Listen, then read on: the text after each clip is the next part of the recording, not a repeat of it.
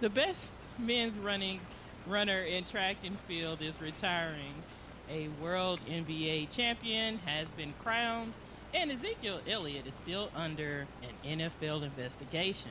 These stories and more we'll cover on today's I Talk Back Sports Show.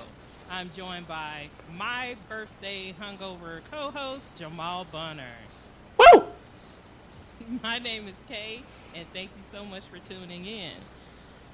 Usain Bolt is an 8-time gold medalist, 12-time world champion in 100, 200, and 4 times 100 relays. He is the first person to hold both the 100-meter, 200-meter world record since the fully automatic time became mandatory. Usain is definitely one of those guys I would love to have on my team. I hate all the defeats that we took in his success from the U.S. Men's running track team. But at the same time, I'm grateful that I was able to witness him, seeing him glide through the finish lines at ease, while others gave everything they had just trying to get in the same video frame. So my question, Jamal, is why would such a decorated athlete have not so much press coverage announcing his future retirement, soon future, and why has he not received many endorsements outside of his own country? Okay, I can't begin to really and truly answer that question without pondering a few things. The interesting thing is, and I think we briefly talked about this, that for someone as decorated, for such a long record holder, you would think that Usain Bolt would be just plastered all over the place, and he's not. And I can't tell whether it's because it's race, whether it's because he's from Jamaica as opposed to being from the U.S. or Britain.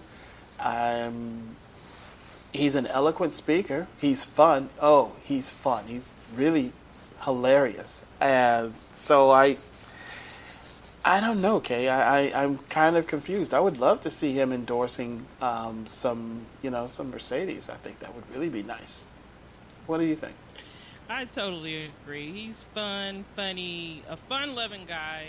I think he can sell anything. I think he'll increase the market on anything that he advertises. I think it's a missed opportunity for a lot of companies. I can't say why or why not, but I think like I said, it's a missed opportunity across the board. Agreed. So, would you like to give us a shout out, Jamal? Sure, Kay. I would love to get a shout out to the NHL and hockey in June. I think that nothing says hockey like the beginning of summer and the championship of hockey taking place during such a nice, cozy, cool month as June. So shout out to the NHL. Shout out for your season stretching until summer. What about you, Kay?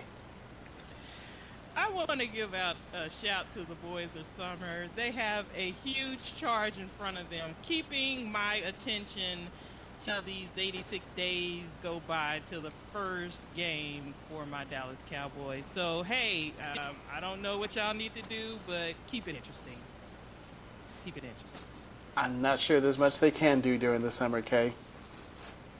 So I want to take a quick moment and before we go into talking about the NBA champions, to say this. I don't hate LeBron and I don't dislike LeBron. I just don't like the teams he plays for, and he usually plays against teams that I like. Having said this, what I find to be very unnerving is this continued argument that we need to compare LeBron and compare the teams of today versus yesteryear. What we really and honestly need to do is there is only one LeBron, there's only one Michael Jordan, there's only one Magic Johnson. Magic Johnson did not have to deal with being compared to Oscar Robertson when he was in his prime. Michael Jordan wasn't necessarily compared to Magic and Bird per se in his prime. He was seen as Michael Jordan. So I would like to ask that accept LeBron for LeBron. I don't like him. I don't care for him. But the man is amazing. Okay? Let's not spend our time talking about someone who came into the league and who was bequeathed the title the king, and then it's everything LeBron does has to be X, Y, and Z. The man is an amazing specimen of an athlete. Respect his athleticism, respect his leadership, and let him be LeBron. Let Kevin Durant be Kevin Durant. Let Stephen Curry be Stephen Curry. We don't need to spend our time comparing them to our heroes of yesteryear. Let's enjoy these guys that we have today. Let them become their own legends and just understand that there are various decades of legends. This is their time. Let them have their time. What about you, Yes. Kay? What do you think? I 100% agree. It's definitely too soon in his career. I mean, I think after his career is over, then we can say, hey, maybe, this is where this is and where that is. But I don't think believe in comparing decades or players. I think it definitely diminishes from their accomplishments and who they are as the player, that they are. I'm tired of seeing it on TV. I'm tired of seeing it on Facebook. I'm tired of people calling a man a bum. He's not a bum. If he's a bum, then what are we? Financially speaking, you know what I'm saying? Mm-hmm. I don't know what his character flaw could be to be called a bum, but that's neither here nor there. He is him. Mm-hmm. He will be greatly missed when he leaves the league, whether you love him or whether you hate him. He's a great show to watch. So let's just appreciate what we have now and hope that whatever's coming next could be as entertaining or better. We can only hope that someone who comes next comes with the ability to carry the league, the ability to put up with Lord knows how much further is going to come from scrutiny, analysis, and so forth. So that the evolution of social media has made life really interesting. I could just imagine Michael Jordan have to deal with this back in the day. But again,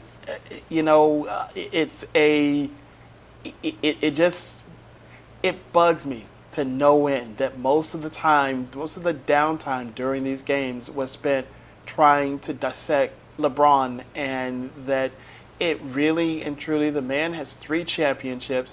Has he lost a few times? Yeah, okay. So he's still he's still a great, and more than anything, if you're going to sit up here and try to compare LeBron to anyone, at least his playing style, you got to look at Magic Johnson, not Michael Jordan.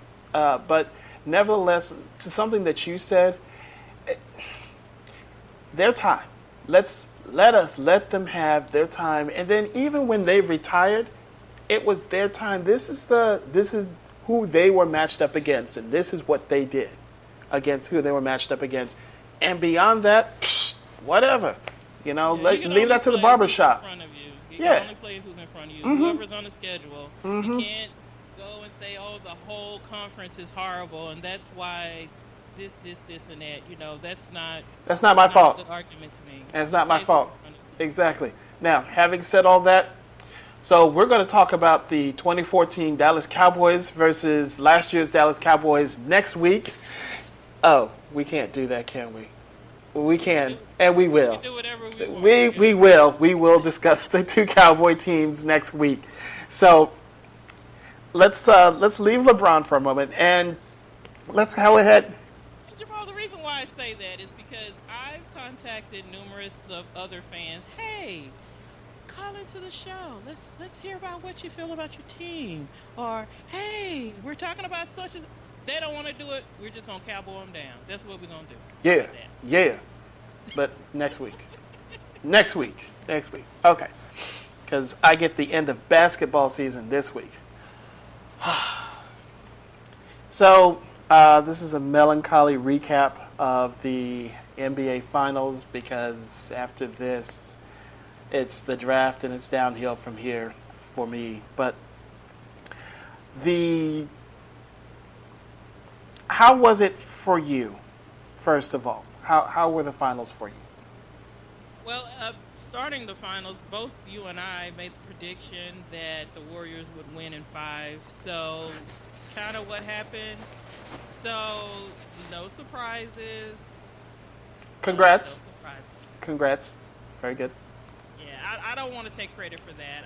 I would rather have been wrong and that it went 7 games and blase blah, and that Kevin Durant, who I picked to be the MVP, was not the MVP, but it was just as I figured that it would go. And I've waited 8 months for this, and I got the exact result that I felt was going to happen. So, yeah. How do you feel about it, Jamal? I was actually okay. In terms of the 4-1, I was kind of happy. I would have actually preferred a sweep, but the the Kevin Durant storyline surprised me because of the way that it was. It was a lot of questions going throughout the regular season, leading up to the playoffs, especially with the injury that he had. That how was he going to mesh with this team? And I'm not going to say that he carried them on his back, but there was a certain amount of hunger that you saw coming from Kevin Durant that seemed to match up with more so what was coming off the bench with Livingston and so forth versus the rest of the starting four. And that Durant was, I didn't think he was going to be as good as he was during the finals. I really didn't. Look, man, I just saying. I thought LeBron would have D'd him down, or I thought he was going to be D'd down. I thought that Kevin Durant was just going to kind of, just kind of maybe wilt a little bit. I know he was going to come like that. I really didn't. So, and remember, you're the one who gave him MVP, and I said someone else, and I was dead wrong. You said Green. Okay, so I thought, Yeah, just I thought, thought I'd let I thought, and Draymond really didn't. Draymond didn't get himself kicked out of the game this time, thankfully. Although he probably should have been kicked out of game 4. Yeah, Okay. game 4 in Cleveland, he should have been kicked out. But nevertheless, the wonderful thing for me is that this is over. The melancholy part of this is I don't see anyone coming back who's going to be strong enough to compete against these guys next year. If they keep the starting 5 intact, I don't know who's going to compete against them. And that bothers me. I would like to see someone else go in, and I want to see some new blood. So that would be a really good thing, is to see some more teams compete and be involved in the championship. So I don't want to see Cleveland versus Golden State Part 4. I don't know if anyone wants to see that. Right. So, as the Warriors are currently constructed, to you, is it fair versus the rest of the NBA? What do you mean by fair? Does it feel as though they are too talented versus the other teams that are in the NBA? Well, I don't believe in fair. I think that they're going by the rules, and the rules allowed this to happen. So we just gotta deal with it until some competition comes around. So maybe there'll be 2 or 3 more years of us Golden State again, and maybe that's just how it's gonna be. Who do you see who could possibly compete right off the top of your head? I think that if Kevin Durant would have stayed with the Oklahoma City Thunder, that might have been more challenging of a game than Cleveland versus Golden State, to be honest. I think that they would have been able to ruffle some feathers more than anyone else, or a healthy San Antonio Spurs. I think that would have made for an interesting, conference final. But for the finals, I don't see anyone able to do anything anytime soon to compete with them. I'm afraid that barring injury. Yeah, I'm afraid that you're right. Again, barring injury, like you said, I think that the inability to match up against these guys, it's going to be a problem. So someone else is going to have to build a team, and ideally it would be someone out east as opposed to in the Western Conference, so that you don't have these two Western Conference teams knocking each other off. So That's right. let's go ahead and move along. Before the finals, Adam Silver, the esteemed commissioner of the NBA, made an actual appearance outside of his ivory tower and spoke on a couple of things. So and what I want to do is to kind of shoot them off to you and just get your quick fire response on what is mentioned. He spoke of the NBA schedule and resting players. And basically that the scheduling is going to be tweaked because players are going to be rested, but I can't have too many players rested at one time. What do you think? I think that this is a situation that probably needs a little bit more time to be sorted out. Uh, Unless you're willing to take games off the schedule, or maybe have more time in between games, whichever one he chooses to do. I don't think that this is the solution. I What do you think think? I'm going to agree with you. I feel that there needs to be something done in terms of the scheduling, that there has to be a better way of making it so that the ability to actually see players who are not dead tired from long road trips and so forth, that it just needs to be addressed. So they need to work with the arenas to figure out the scheduling. So the next thing that he talked about, which kind of actually caught me off guard, was the one and done not working for either the NBA nor the NCAA, and citing something about a kind of a skills glut going on there. What's your take on that? So is he saying that the skill level of the players entering college and football, I don't think he can control that. I mean, if the skills aren't there, sometimes they can be sharpened or heightened, I would think, maybe. Probably not. I mean, if the skill's not there, it's just not there. I'm Standing. Mm-hmm. What I'm guessing is he's referring to the idea of saying that, as opposed to the requirement right now of them having at least 1 year or being 19 years old, that maybe Mm-hmm. they push it to 20 years old and or require 2 years of college, in hopes that maybe a little more time, a little more seasoning will make some of these players a little better when they come into the league. I don't agree with that. I don't feel that they should have that much reach into what a person wants to do. I mean, if you get out there, you think you're ready, and you're not. That's a chance you take. But that doesn't necessarily mean that your product is going to be better just because you make someone wait. And then there's also the possibility of career-ending injury. So I don't know about that. Yeah, this is a head scratcher for me too, because if you look at two of my more favorite players, Kevin Garnett, no college, Kobe Bryant, no college, and there are a number of players who came into the league prior to the one and done rule that did okay. There are others, however, who they weren't ready and they needed to go to college to get a little seasoning. I like the concept of what he's talking about. I don't like that you're going to try to think about enforcing such a thing. I think, honestly, if a young man feels that he's ready, then he's ready. I think what you really need to do is to do some further development into the D League and make it truly something in which, if you don't think that they're ready, that you can assign them to the D League until they get their skills up. But hey, it's not for you to protect the owners from themselves, is my opinion. Just if they're going to do it, they're going to draft them.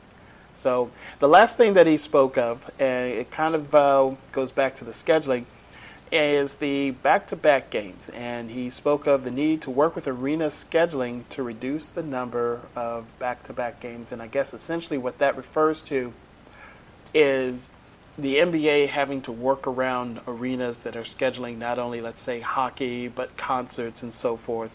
So what's your take on that? Yeah, good luck on that. It's a lot of other moving parts besides just, your game. There's, as you say, concerts and conventions and things such as that. So, spend a little bit more time, fine tuning these ideas, I think is what he needs to do before you just present them to us, because I don't know what they solve or what you think it should solve. I think that the NBA actually should go out and swing their big stick and tell these arenas that, look, we are putting X number of people in your seats during X number of games per year. And we need to work out something that's a little more where the NBA takes a little more precedence in terms of what happens in the scheduling of this arena. Your convention, you can bump it a week, and we can get your team in and out of here, a couple of more Nobody games. cares about the NBA like that. I think it would be different if it was football, but yeah, I would like to see that, see them try it. I would like to see them attempt that. I think there are certain markets they can do it. There are other markets they obviously, you may have a good point on that, but there's some markets I do believe that you can pull this and that it would work. Maybe your smaller markets. I think they could also do it with Dallas. The city of Dallas is definitely one place because you have multiple venues that, let's say, a convention or whatever, it could take place. Now, the hockey team, that's another story, and that's a whole, work that thing out. But the way that the San Antonio Spurs have to go away for however long because of a rodeo or there's some sort of event that takes place, an expo that takes place that kicks them out of their arena for like a week and some change. I don't like that, especially on back to back. Shoot, forget that. So we'll go ahead and that's all for basketball until after the draft, and that will be next Thursday. Why you got to snicker, man? Why you got to snicker? Well, the draft. The only thing I am very intrigued by is I think a little competition, or a competition is brewing for the Aaron Fox and for a ball. So I'm very interested to see how this will go 2 or 3 years from now when they're playing one another. You know what I'm saying? Mm-hmm. So that's the only thing about this draft that I'm interested in, and it's these two players are going at it because they're already going at it. So this is going to be interesting for me. Cool. So I'm looking forward to see who my team takes with the second pick, if we even keep the second pick, and if LeVar is going to actually have an effect, or whether they're going to go and focus on his son Lonzo, see how he plays, and see if he's a fit or not. Right now, So who do you yeah, think your team will pick? I don't know, man. I don't know. They just. If you had to guess, If I had to guess, I would say, assuming the Celtics take that kid from Washington, I think that they'll take Josh Jackson second hmm, from Kansas. okay, That's. so you think they should pick? I think they should trade away the pick and get some more picks instead. That's what I think they should do. Okay, we'll see. Yeah, yeah, we'll see. So, all right, let's scoot down to some NFL news. All right, NFL news. What's happening in the NFL? Hmm, what's happening? Oh, okay. So, Cam Chancellor, his contract, are they going to renegotiate it, Jamal?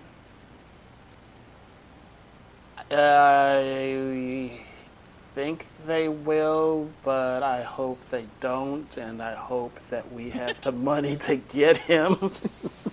Just tell it like it is now. Go I, ahead. well, I want every good player to come to Dallas, so I mean that is what it is. I strangely enough, before I sat down, I was listening to the great. Wow, great. I was listening to a podcast in which they were discussing Cam Chancellor and Earl Thomas in Seattle, and that Cam Chancellor has a little bit of issue with his deal, and however, he may be looking for something in the area of about 13 million or something to that effect. And the Seahawks really probably aren't going to be able to afford it or try to afford it and may look to try to downgrade it. And the problem is within the market, you've got people who are going to start making in excess of 12, 13, 14 million. And that for someone of Cam Chancellor's stature, he's not going to be thrilled with making something that's less than something the top 2 or 3 safeties in the league are making. So I'm going to be very interested to see what happens, and I'm going to be very interested to see what happens when all of this Tony Romo money comes off the books, and then Witten next year. And I see us getting an all-pro safety next year who can just like, all right, fine, why can't I dream? We'll see what happens with Cam Chancellor. What do you think? I mean, if they can't afford him, then I think they should let him go and do what he needs to do and find the best NFC East team that there is and join it. That's what I think. All right, so Ray Rice is going home. The former Raven running back out of the league in 2014 has a new job. He is the running backs coach for his old high school.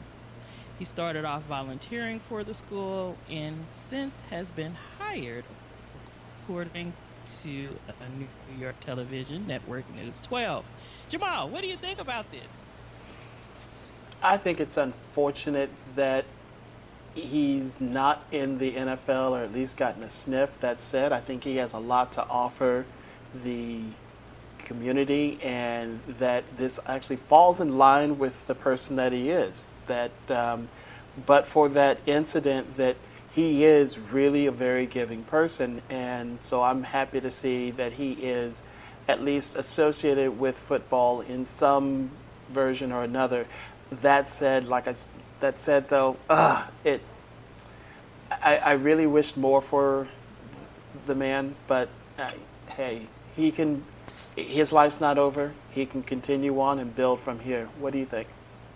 Well, his life's not over, but as we see, his NFL career definitely is. I do feel that he does have something to offer to anyone who's interested in knowing and learning. And you never know whose life he can touch, you know what I'm saying?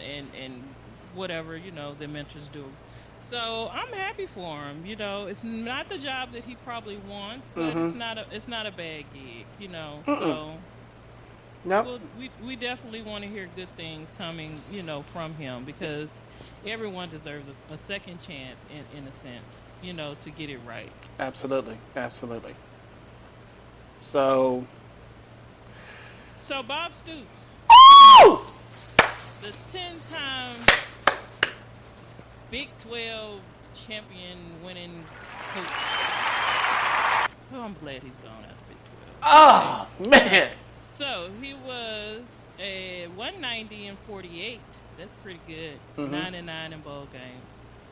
Jamal, I kind of figured, after the incident with the wide receiver, that something was going on. I felt like him coming to his defense a lot was not really something that we've seen Stoops do, really ever. Okay. And I just thought it was kind of interesting, what would happen next. I'm not saying I knew that he would retire, but I think I remember you saying that he probably should a couple of times. And it wasn't just because, we hate Oklahoma, but wait, why did you think? Wait, to that last statement, it was because I hate Oklahoma. I thought you had something else for me. Besides that. Me? Oh. Me? You. No. When it comes to OU football, it's petty. All the way. Completely petty. Honestly, I felt that Coach Stoops had probably done... his recruiting was pretty much on point. But he wasn't able to get the kids that he got on campus to really and truly play up to their potential consistently. That there were some fairly talented OU squads that played down, were outcoached, or otherwise just undone in situations in which you really expected them to come through big. And it seemed to me, at least 2 years ago, I think they had an opportunity to win out the Big 12 and lost to Oklahoma State in the last game of the season and handed the Big 12, the opportunity for the Big 12 to either TCU or Baylor, that OU just isn't what they needed to be. And that it was time for Stoops to maybe think about, another opportunity. And so I sit and I laugh and I joke, but he was a great coach at OU, and he gave Mac Brown fits. He gave, Charlie couldn't do anything with him. But Except that 1 year. Just that 1 year, yeah. Hey, that was a gimme, yeah.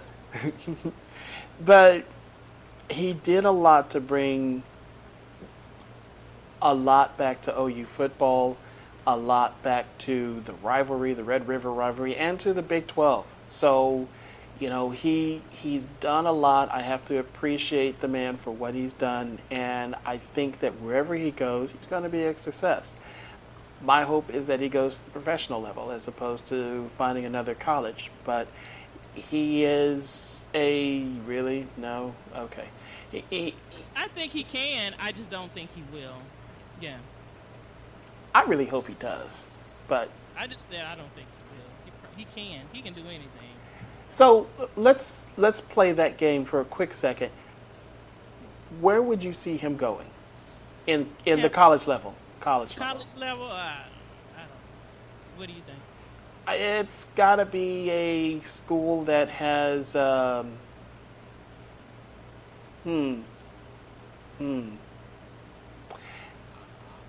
would. University of Florida.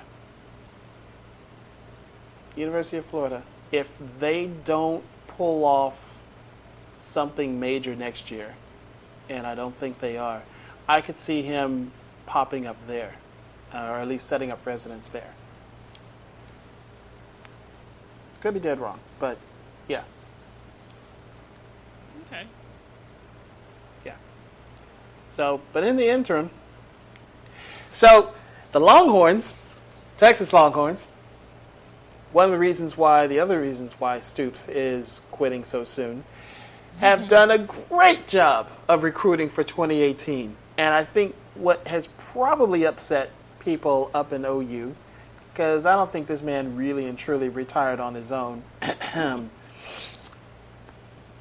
We flipped a couple of OU commits and have the number 4 ranked recruiting class going into 2018. Now, this new coach that they have came in from University of Houston and just recruited his ass off, Tom Herman. And, I'm going to pop my collar a little bit. I'm going to give a second shout out to the recruiting of the University of Texas Longhorns. Hook 'em. Keep it up, fellas. Let's make sure the recruits that we got now translates into some big wins on the field coming September. Football season starts for me in 78 days with the Texas Longhorns playing Maryland. Okay. Really? Yeah. Okay. Okay. That's not good. Okay. So Richard Williams was inducted into the Tennis Hall of Fame. Woohoo! About time? About time. I think it's a true testament in investing in your children, introducing them to things that may not culturally, quote unquote, be in their favor or, in their environment. And I really want to thank him for that. I want to shake his hand actually for that. He did a good thing. What do you think? I thought the man was insane. I remember the I want to say it was Jet. It may have been Ebony, but they were talking about this man in Compton, California, training these young ladies to be champion tennis players. I was like, really? Whatever. And that they changed the way the game was played and is played. You no longer have just the volleyers or the women who sit back on the baseline and just hit ground strokes. You have to be able to do both, and you've got to be freaking strong. And so, in the lineage of the Martina Navratilovas and the Steffi Graf, the Williams sisters came along and again further evolved the game, made it something that I am far more interested in watching now than I was back in the day, and that he has done a lot and will probably continue to make and leave a stamp on tennis, and that he deserves to be recognized for it. So I think that I'm surprised, honestly, that the Hall of Fame didn't wait longer. That's generally how all Hall of Fames do. He deserves it. Congratulations to him, and I can't wait until the sisters take their place with him in the Hall of Fame as well. Actually, I can Right. wait. I can wait. I need them to keep playing. Just keep playing. Yeah. So, Kay, what I would like to do is to go ahead and say thanks, and that next week we will be back at our regular time frame, and we will be discussing a few things that I do apologize. Birthday hungover was a little longer than I expected, so I may You're have been doing it right. I may have been the reason that we missed a show or two. But we're going to be back on track next week, and we will probably be discussing. We want to start doing some previews of NFL squads going into the beginning of the regular season.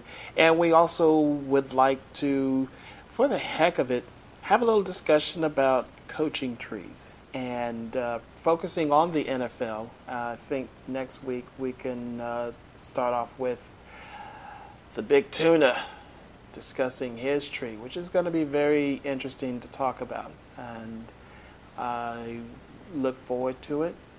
Kay, did you have anything else? No. No, I don't have anything. We just look forward to continuing to bring interesting stories to you and giving our take on it, Lord Jesus. But yeah. But Jamal, great show. Thank you guys for listening, and we'll be back on next Wednesday.